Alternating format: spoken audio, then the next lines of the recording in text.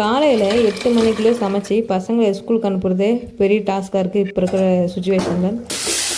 இதில் காலையில் 8 மணிக்குள்ளே 4 மாடு பாலை கறந்து ஊற்றிட்டு சமையல் வேலையும் செஞ்சுட்டு பசங்களை ஸ்கூலுக்கு அனுப்புறது இன்னுமே ரொம்ப சவாலான விஷயம்தான். வாங்க அதை நான் எப்படி செய்கிறேன்னு சொல்லிட்டு ஒவ்வொன்றா வீடியோக்குள்ளே போய்ட்டு பார்க்கலாம். வீடியோக்குள்ளே போகிறதுக்கு முன்னாடி நீங்கள் இப்போ தான் நம்ம சேனலை ஃபஸ்ட் டைம் பார்க்குறீங்கன்னா மறக்காமல் நம்ம சேனலை சப்ஸ்கிரைப் பண்ணிக்கோங்க. ஏன்னா அப்போ தான் வீக்லி போடுற 3 வீடியோஸ் வந்து உங்களுக்கு நோட்டிஃபிகேஷனாக வரும். சரிங்களா? அதே மாதிரி உங்கள் ஃபேமிலி அண்ட் ஃப்ரெண்ட்ஸுக்கு ஷேர் பண்ணுங்கள். நீங்களும் இந்த மாதிரி மாடெல்லாம் வச்சுட்டு காலையில் டைமுக்குள்ளே மாட்டு வேலையும் செஞ்சுட்டு சமையலும் செஞ்சுட்டு பசங்களை ஸ்கூலுக்கு அனுப்புறீங்களா அப்படின்றத மறக்காமல் கமெண்ட் பாக்ஸில் கமெண்ட் பண்ணுங்கள். சரிங்களா? காலையில் எழுந்து 6:30க்கெல்லாம் 4 மாடு பால் கறந்து ஊற்றிட்டு வந்துடணும். 4 மாடு பால் கறந்து ஊற்றிட்டு வந்து தான் நான் ரெகுலராக எப்பவுமே சமையல் வேலை ஸ்டார்ட் பண்ணுவேன். பால் கறக்க போகிறதுக்கு முன்னே தட்டைப்பயிர் வந்து வேக வச்சுட்டு போயிட்டோம் குக்கரில். அதுக்கப்புறம் பால் கறந்து ஊற்றி வந்து பரப்புறங்க குழம்பு தாளிச்சுட்டு அதுக்கப்புறம் அந்த தட்டைப்பயிர் வேக வச்சதுலேயே கொஞ்சமாக எடுத்து பொரியலும் பண்ணிட்டேன். அப்புறம் இந்த பக்கம் ஒரு பக்கம் அதுக்குள்ளே சாதமும் மட்டும் வச்சாச்சு. அதுக்கப்புறம் காலைல சாப்பிட்றது எப்பவுமே டிஃபன் செஞ்சிருவோம். ஏதாவது ஒன்று தோசை இட்லி இந்த மாதிரி ஏதாவது ஒன்று செஞ்சிருவோம். ஏன்னா அப்போ தான் பசங்க சாப்பிட்றாங்க. சாதமே சாப்பிட்னா சாப்பிட்றது செஞ்சு அதுக்கப்புறம் அவங்களுக்குள்ள பாக்ஸ்லாம் பேக் பண்ணி வச்சுட்டேன். பாக்ஸ்லாம் போட்டு கீழே கொஞ்சம் நேரம் ஆற வைக்கிறதுலேயே பசங்க வந்து எங்கள் பையன் சாப்பிட்டு பேக் பண்ணிட்டான். அதுக்கப்புறம் அவங்கள ரெடி பண்ணி ஸ்கூலுக்கு அனுப்பிட்டு அதுக்கப்புறம் மீதி இருக்கிற மாட்டுக்கு குளித்து காமிக்கிறதுலேருந்து அது கட்டின இடம் சுத்தம் பண்ணுறது இந்த வேலைலாம் அதுக்கு மேலே தான் செய்வேன். எங்கள் பையன் முடிஞ்ச வரைக்கும் அவன் போகிறதுக்குள்ளேயே எத்தனை மாட்டு குளித்து காமிக்க முடியுமோ அத்தனை காமிச்சிருவான். ஏன்னா 4 மாடு ஃபுல் ஒரு நேரத்தில் 4 மாட்டுக்குமே காமிச்சிருவான். ஒரு நேரத்தில் அவனுக்கும் கொஞ்சம் டயர்டாக இருந்துச்சுன்னா முடிஞ்சது அப்போயும் 2 மாடாவது குறைஞ்சபட்சம் குளித்து காமிச்சிடுவான். அவன் ஆல்ரெடி 2 மாடு குளித்து காமிச்சு கட்டிட்டு போயிருந்தான். மீதி 2 மாடு பேலன்ஸ் இருந்துச்சு. சரி நான் ஒரு மாட்டு குளித்து போட்டு அதுக்கப்புறம் சரி இன்னும் கொஞ்சம் உள்ளே இருக்கிற வேலையை அப்படியே முடிச்சிக்கலாம் அப்படின்னு சொல்லிட்டு ஒரு மாடு குளித்து போட்டு உள்ளே போயிருந்தோம். அதுக்குள்ளேயே அந்த மாடு குளிச்சிருச்சு. அதுக்கப்புறம் மாடுங்கள்லாம் அவன் மொத்தமாக பிடிச்சி கட்டிட்டு போயிருந்தான். அப்புறம் அந்த மாடுங்களாம் பிடிச்சி எங்கே கட்டணுமோ அங்கங்கெல்லாம் கட்டிட்டு அப்புறம் இன்னொரு மாடு குளித்து போடணும். அந்த மாட்டுக்கும் தீவனம் போட்டு அதை கட்டி வச்சிட்டேன். ஒரு பழமொழி சொல்லுவாங்க, கல்லை கண்டா நாயை காணும், நாயை கண்டா கல்லை காணும் அப்படின்னு சொல்லிட்டு. என்னால் இந்த வேலையை பார்த்தா அந்த வேலையும் பார்க்க முடியல, அந்த வேலையை பார்த்தா இந்த வேலையும் பார்க்க முடியல. நான் உள்ளே போய் தீவனம் வாரினதுக்குள்ளேயே அன்னக்குடைக்கு பைப்பில் தண்ணி திறந்து விட்டு போனேன். தண்ணி ஃபுல்லாக ரொம்ப குளிச்சு ஃபுல்லாக போயிடுச்சு.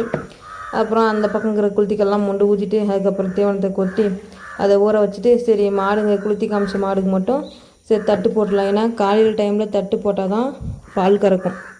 நம்ம லேட்டாக எந்த அளவுக்கு நம்ம சீக்கிரம் தீவனம் கொடுக்குறோமோ அந்தளவுக்கு பால் கொஞ்சம் சேர்ந்து கறக்கும். இல்லைனா நம்ம எந்த அளவுக்கு லேட் பண்ணுறோமோ லேட்டாக நம்ம போட்டோம்னா பால் அன்னைக்கு குறைஞ்சிரும். அதனால் சரி குளித்தி காமிச்ச மாட்டுக்கு மட்டும் தட்டை போட்டுடலாம் அப்படின்னு சொல்லிட்டு ஒவ்வொரு மாட்டுக்காக 3 மாட்டுக்கும் தட்டு வரணுன்னு போட்டிருந்தேன். ஏன் அந்த ஒரு மாட்டுக்கு மட்டும் லேட்டாக குளித்து போடுறேன்னு சொல்லிட்டு பார்த்தீங்கன்னா அது வந்து எப்பவுமே லேட் ப்ராசஸ். இப்போ பிள்ளைங்க வந்து ஒரு பிள்ளைங்க டக்குன்னு சாப்பிடுவாங்க, இன்னொரு பிள்ளைங்க வந்து ஸ்கூலுக்கு போகும்போது ஸ்லோவாக சாப்பிடுவாங்க. அந்த மாதிரி எங்கள் வீட்டில் ஒருத்தர் மட்டும் லேட் ப்ராசஸ்.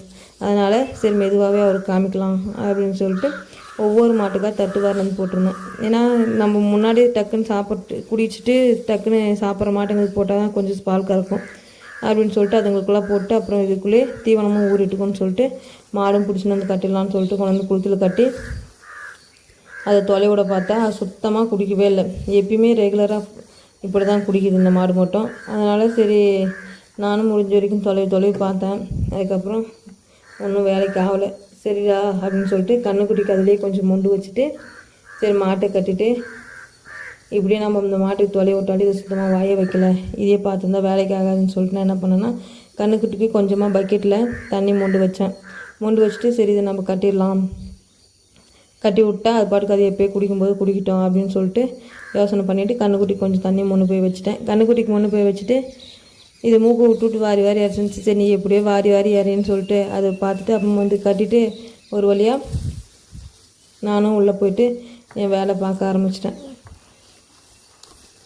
ரெகுலராக என்னுடைய டே வந்து இப்படி தான் போகும். நீங்களும் மாடுலாம் வச்சுட்டு இந்த மாதிரிலாம் ஃபேஸ் பண்ணுவீங்களான்றது மறக்காமல் கமெண்ட் பாக்ஸில் கமெண்ட் பண்ணுங்கள். இந்த வீடியோ பிடிச்சிருந்தா நம்ம சேனலை சப்ஸ்கிரைப் பண்ணுங்கள், லைக் பண்ணுங்கள், உங்கள் ஃபேமிலி அண்ட் ஃப்ரெண்ட்ஸுக்கு ஷேர் பண்ணுங்கள். அதே மாதிரி எந்த மாதிரி வீடியோ போடணும் அப்படின்றதையும் மறக்காமல் கமெண்ட் பாக்ஸில் கமெண்ட் பண்ணுங்கள். சரிங்களா? கடைசியில் அந்த கண்ணுக்குட்டியும் தண்ணியும் குடிக்கல. அதுக்கப்புறம் ஏன்னா கீழே ஊற்றிடும், அப்புறம் தீவனம் பூரா வேஸ்ட்டாக போயிடும்னு சொல்லிட்டு நான் என்ன பண்ணேன்னு சொல்லிட்டு பார்த்தீங்கன்னா அதுக்கப்புறம் அதை எடுத்து வச்சுட்டு நான் உள்ளே போயிட்டு உள்ளே இருக்கிற வேலையை பார்க்க ஆரம்பிச்சிட்டேன். அவ்வளோதான்.